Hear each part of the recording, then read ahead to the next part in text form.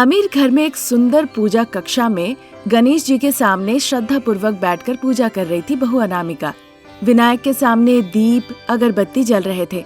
अनामिका हाथ जोड़ के प्रार्थना करते हुए कहती है, हे स्वामी विनायक, सब घर पे सुरक्षित रहे। आप अपनी दृष्टि सदैव हमारे ऊपर बनाए रखे, हमें आशीर्वाद दे स्वामी। इस तरह विनती करती है। फिर विनायक के पास से एक फूल लेकर वो अपने बालों में लगा लेती है। उसके बाद तुलसी के पेड़ के पास आती है। तब तक उसकी अमीर सासू माँ शारदा अपनी सहेलियाँ मालिनी, नागमणि, शिवानी के साथ मॉर्निंग वॉक खत्म करके घर लौट आती हैं। ठीक उसी वक्त आंगन में तुलसी पेड़ के पास बहू अनामिका दीप जला रही होती है। गुड मॉर्निंग भक्त बहू। गुड मॉर्निंग सासू माँ, आप जाके सोफे पे बैठिए, मैं आपके लिए जूस लेकर आती हूँ। ठीक है बहू। इतना कहकर वो अंदर चली गई। अनामिका तुलसी पौधे के पास हाथ जोड़ के प्रणाम करती है।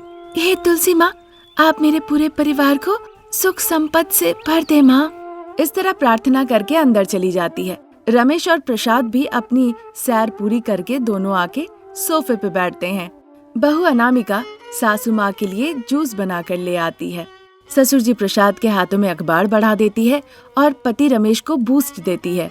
शारदा जूस पीती है, रमेश बूस्ट पीने लगता है और प्रसाद अखबार पढ़ने लगते हैं। सासू माँ, आज कहिए आपको क्या नाश्ता चाहिए? अंडे के साथ आज कुछ ट्राई करो बहू। अरे माँ जी, मैं आपसे हाथ जोड़ती हूँ। सुबह सो के उठने से रात के सोने तक जब भी मैं आपसे कुछ पूछती हूँ, आप बस मुझे नॉन-वेज खाना ही बनाने को कहती हैं।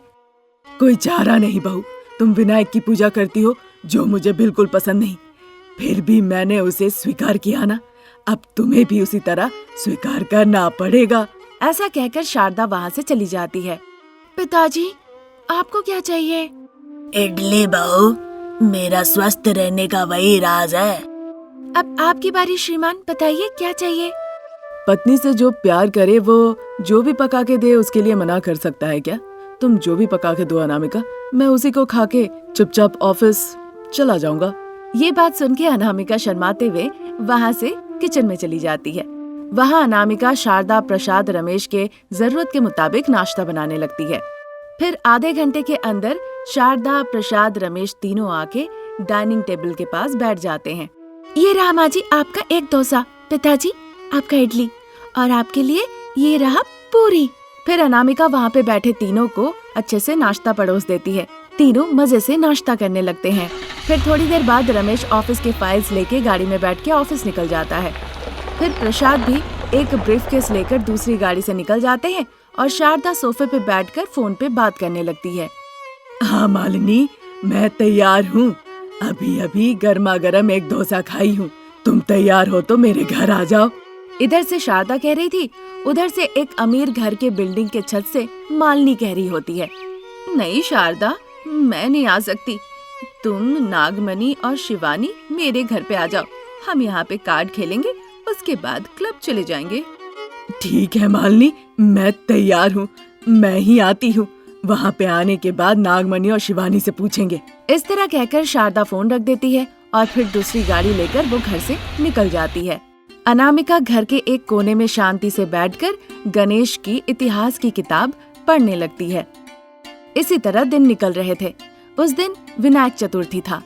हर दिन की तरह उस दिन भी अनामिका सुबह सुबह उठ जाती है, सर से स्नान करती है, विनायक की पूजा करती है, घंटी बजाती है, आरती दिखाती है, फिर आरती के गीत गाकर विनायक की पूजा करती है।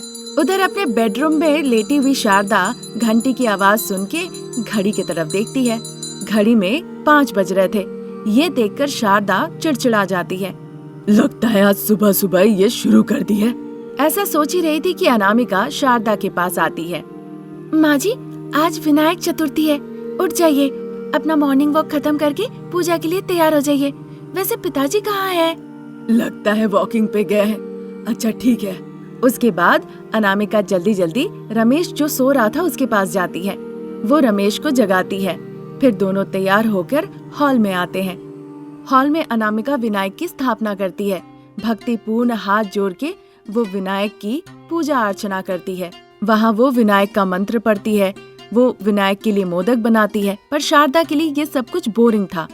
बहुत हो गया बहू, अब पूजा के बाद जाके चिकन बिरयानी थोड़ा बना देना तो। मेरी दोस्त लोग आज आ रही है, हम यहीं पे लंच करेंगे। अरे माँ जी, आज गणेश चतुर्थी है, आज मैं नॉनवेज नहीं बना सकती, मुझे माफ कर दीजिएगा। आप अपनी सहेलियों से कहिए कि वो किसी और दिन आए। मैं अपनी सहेलियों को मेरे घर जब आने को कहूंगी वो आ जाएंगी।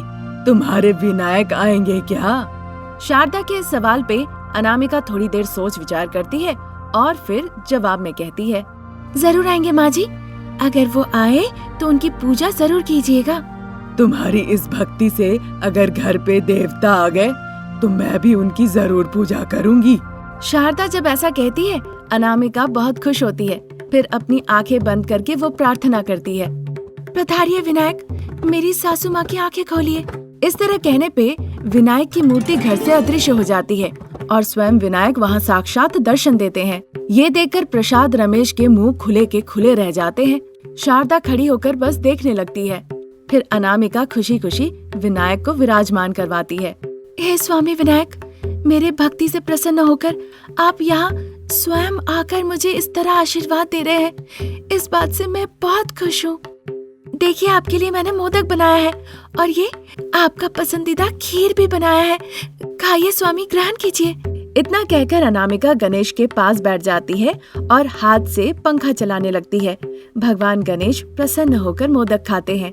अनामिका, जो मोदक तुमने बनाया है बहुत ही स्वादिष्ट है।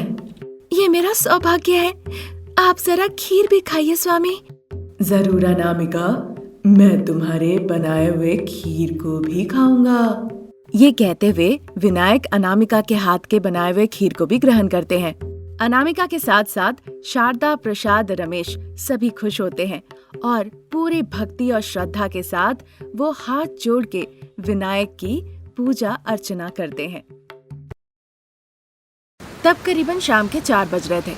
बहू अनामिका दरवाजे के पास खड़ी होकर बाहर बारिश देख रही थी और परेशान हो रही थी। पिछले 1 घंटे से बारिश हो रही है बहुत जोरों की, मैं बच्चों को स्कूल से कैसे लाऊंगी? अनामिका ऐसा सोच ही रही थी, तभी शारदा बड़े ही उत्साहित होकर अनामिका के पास आती है। कितना बार तुम बाहर गई, बाजार गई बताओ? बार बार बोला छतरी ले आना, पर हमेशा तुम भूल जाती हो। अब देखो कितनी बारिश हो रही है, बच्चों का घर लौटने का वक्त हो गया है और तुम यहाँ खड़ी होकर बारिश देख रही हो। कब उन्हें लाने जाओगी? नहीं माँ जी, मैंने स्कूल में फोन करके उन्हें कहा है कि जब तक बारिश होगी बच्चों को क्लासरूम में बैठा के रखने के लिए, और इस बात के लिए टीचर ने हाँ भी कह दिया है। अच्छा, तो तुम ऐसा सोच रही हो?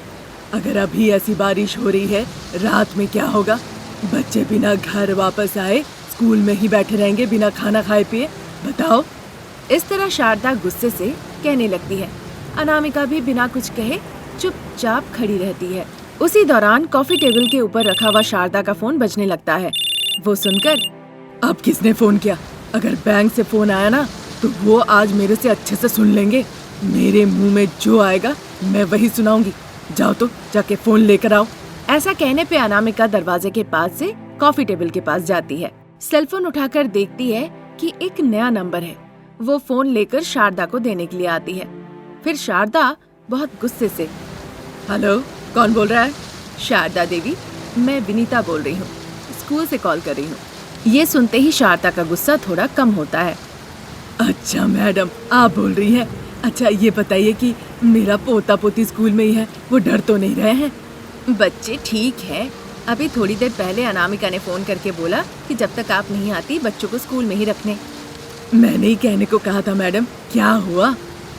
कुछ नहीं हुआ मैडम, चिंता मत कीजिए। अच्छा, अगर आप लोगों को आने में देर है तो एक आपके गांव से स्कूल बस यहाँ आती है, उसमें थोड़ी जगह है, बच्चों को वहाँ बैठा दे या फिर आप लोग आएंगे लेने? इतनी बारिश हो रही है ना, हम कैसे स्कूल आए? आप एक काम कीजिए, स्कूल बस में ही बच्चों को बैठा दीजिए, बहू जाके बस स्टैंड से ले आएगी। इतना कहकर शारदा फोन रख देती है।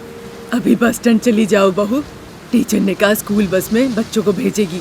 बच्चे बारिश में भीग ना जाए, इसीलिए ऑटो लेके जाओ, बच्चों को घर वापस ले आओ, जाओ। थोड़ी देर में निकलती हूँ माँ जी, अभी अभी स्कूल बस स्कूल से निकली होगी। हमारा गांव पहुँचते पहुँचते कम से कम आधा घंटा तो लगेगा। अब आधा घंटा और 1 घंटे की बात नहीं है, तुम बस स्टैंड में जाके इंतजार करो, बस मेरी आंखों के सामने मत रहो। छतरी नहीं खरीदी हो ना तुम, इसलिए मुझे तुम पे बहुत गुस्सा आ रहा है। गुस्से से कहीं आप जल ना जाए। जाइए बारिश में जाके खड़ी हो जाइए, कम से कम थोड़ी ठंडी हो जाएंगी।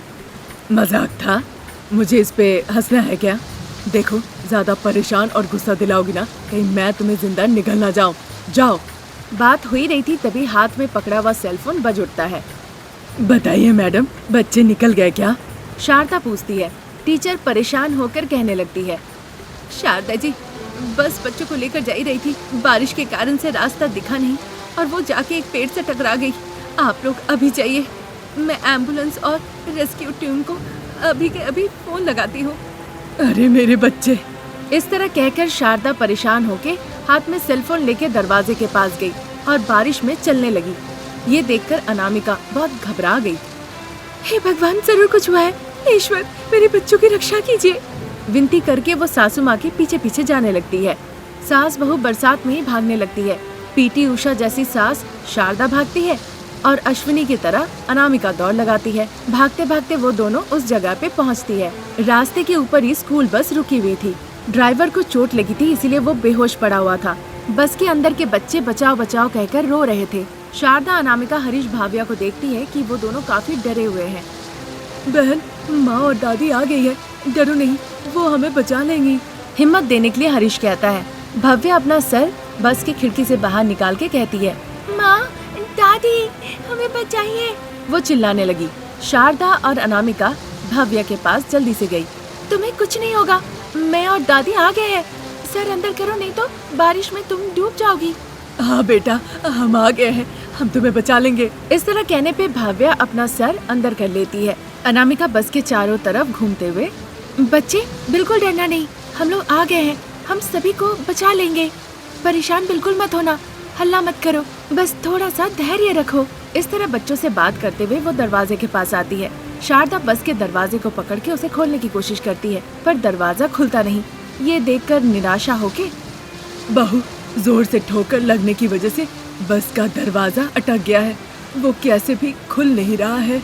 इस तरह कहते हुए वो पश्चिम की तरफ देखती है पहाड़ के ऊपर से बारिश का पानी बाढ़ के रूप में आ रहा है। फिर घबराते हुए वो कहने लगती है, बहू, उधर देखो।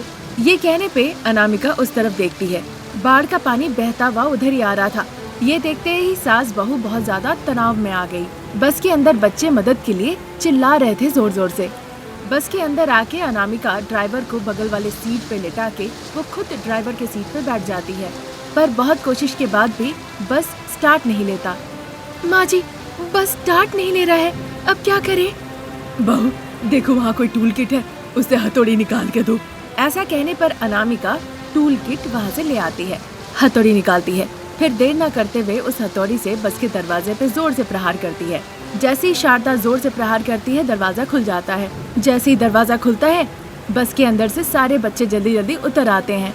सास बहू सारे बच्चों को लेकर वहाँ से भागने लगती है, पर एक बच्ची बस में ही रुक जाती है। पिताजी, मेरे पिताजी। इस तरह वो रोने लगी। शारदा समझ गई कि बस ड्राइवर उसके पिताजी थे। वो ड्राइवर जो बेहोश था, उसे शारदा अपने कंधे पे उठाती है, साथ ही उस बच्ची को लेकर वहाँ से वो भागने लगती है। जैसे ही वो थोड़ी दूर भाग के जाते हैं, बाढ़ का पानी आके बस को डुबा देता है। जो भाग रहे थे उन्हें बचाने के लिए एक स्कूल बस और एक एम्बुलेंस आके पहुँचती है। फिर ड्राइवर को एम्बुलेंस में भेजकर सास बहू बच्चों को सुरक्षित तरीके से घर पहुँचा देती है।